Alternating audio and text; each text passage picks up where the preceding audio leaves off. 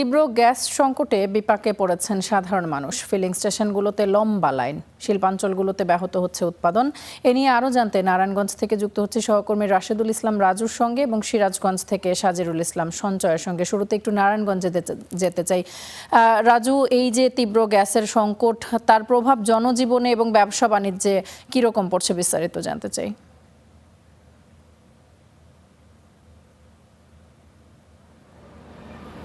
তামান্না, ধন্যবাদ আপনাকে। গত এক মাস ধরে গ্যাস সংকটের ফলে নারায়ণগঞ্জে আসলে শিল্প খাত থেকে শুরু করে বিভিন্ন ক্ষেত্রে মারাত্মক প্রভাব পড়েছে। যদি প্রথমে শিল্প খাতের কথা বলা হয়ে থাকে তাহলে বলতে হবে যে গত এক মাসে সারা দেশে প্রায় ৩০০-র মতন পোশাক কারখানা বন্ধ ছিল, এমনটাই জানিয়েছেন বিটিএমই সভাপতি মোহাম্মদ হাতেম।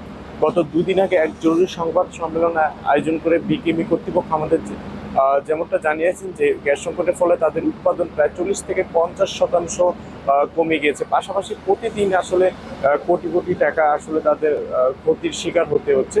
এর পাশাপাশি বিভিন্ন যেসব রপ্তানি আদেশগুলো এগুলো দেশের বাইরে চলে যাচ্ছে। এর ফলে রপ্তানি আদেশ একদিকে যেমন বাতিল হচ্ছে, আরেকদিকে আসলে পোশাক কারখানা পরিচালনা করতে হিমশিম খেতে হচ্ছে ব্যবসায়ী মালিকদের। এর ফলে শ্রমিকদেরও আসলে চাকরি হারানোর একটি সংখ্যা তৈরি হয়েছে। এর ফলে দ্রুত তারা এই সমস্যার সমাধানের তাগিদ দিয়েছে সরকারের কাছে।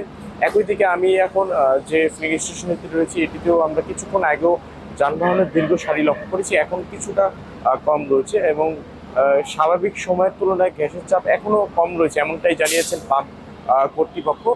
এ বিষয়ে আমরা একাধিক চালকের সঙ্গে কথা বলেছি। তারা আমাদের যেমনটা জানিয়েছেন যে গত এক মাস ধরে আসলে তাদের যে চলমান যে ভোগান্তি, আসলে এটি অবসান হওয়ার কোনো তারা খবরই আসলে তারা পাচ্ছেন না। তাদের দিনের আসলে গুরুত্বপূর্ণ একটি কর্মঘণ্টা তাদের গ্যাস নিতে গিয়ে চলে যাচ্ছে।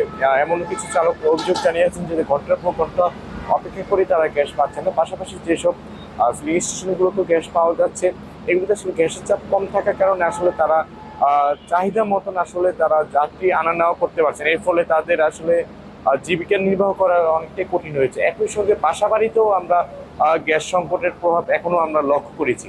তামান্না, এই ছিল আমার কাছে নারায়ণগঞ্জ থেকে সবশেষ তথ্য। রাজু, ধন্যবাদ আপনাকে আমাদের সঙ্গে যুক্ত হবার জন্য। আমাদের সঙ্গে সিরাজগঞ্জ থেকে সাজিরুল ইসলাম সঞ্চয় যুক্ত রয়েছেন। সঞ্চয়, ফিলিং স্টেশনে রয়েছেন, গ্যাসের চাপ কেমন আজকে এবং যারা ফিলিং স্টেশন কর্তৃপক্ষ রয়েছে তারা কি বলছেন, যারা চালক রয়েছেন তারাই বা কি অভিযোগ করছেন?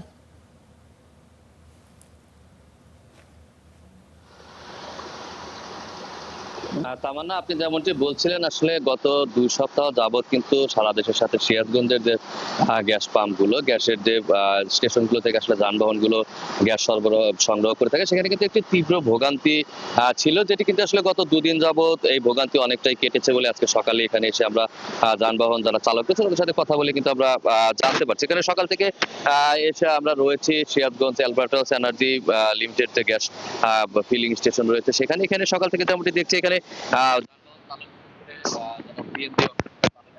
গ্যাস ধারণ ক্ষমতা সেই হিসেবে তারা কিন্তু আসলে 4.5 থেকে 5 টাকার গ্যাস পাম্প থেকে উত্তোলন করে থাকে। কিন্তু গত 2 দিন আগে পর্যন্ত এই গ্যাসের উত্তোলনের পরিমাণ কিন্তু নেমে এসেছিল 150 থেকে 200 টাকায়, যার ফলে কিন্তু তাদের একটি তীব্র ভোগান্তি পোহাতে হয়েছে। অর্থাৎ বারবার কিন্তু গ্যাস উত্তোলনের জন্য গ্যাস পাম্পগুলোতে আসতে হয়েছে এবং দীর্ঘ সময় কিন্তু সেই গ্যাস পাম্পগুলোতে লম্বা যে সিরিয়াল, সেই সিরিয়ালে কিন্তু থেকে তাদের গ্যাস সংগ্রহ করতে হচ্ছে। এর ফলে এদিকে যেমন আসলে তারা তাদের যে যাত্রী পরিবহন সেটি করতে পারছিলেন না, তেমনি কিন্তু আসলে তাদের যে রোজগার সেটি কিন্তু কমেছে। সেটি কিন্তু আসলে গত 2 দিন যাবৎ তারা যেমনটি বলছেন যে পরিস্থিতি অনেকটাই গত 2 দিন যাবৎ স্বাভাবিক হয়েছে। অর্থাৎ তাদের যে পরিমাণ আসলে সিলিন্ডারের ধারণ ক্ষমতা, সেই ধারণ ক্ষমতা অনুযায়ী কিন্তু তারা তাদের যে গ্যাস সেটি কিন্তু এই পাম্পগুলো থেকে সংগ্রহ করতে পারছে। কিন্তু এই পাম্পটি না, সিরাজগঞ্জের আরো 3টি যে গ্যাস পাম্প রয়েছে সেগুলোতে কিন্তু এখন আসলে পরিস্থিতি অনেকটাই স্বাভাবিক হয়েছে।